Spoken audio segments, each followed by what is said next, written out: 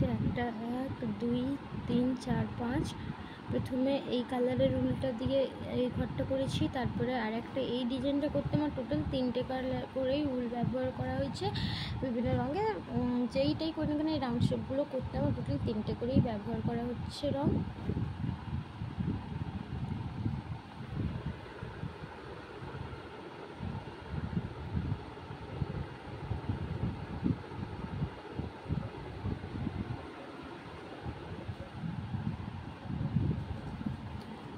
3 4 5 1 2 3 4 5। এখানে কৌণিক বরাবর আবার একটা ঘর বেড়েছে, এরকম করে বাড়িয়ে এখানে এসে 1 2 3 4 5টা ঘর। তারপর এখান থেকে 1 2 3 4 5 6 6টি ঘর পুরো সেমভাবে 5টা করে করা আছে। এদিক থেকে কৌণিক বরাবর একটা করে বাম দিক থেকে কমে 5টা হয়েছে, এদিকে কৌণিক বরাবর এরকম করে একটা একটা করে কৌণিক বরাবর কমে 5টা 5টা করে ঘর হয়েছে।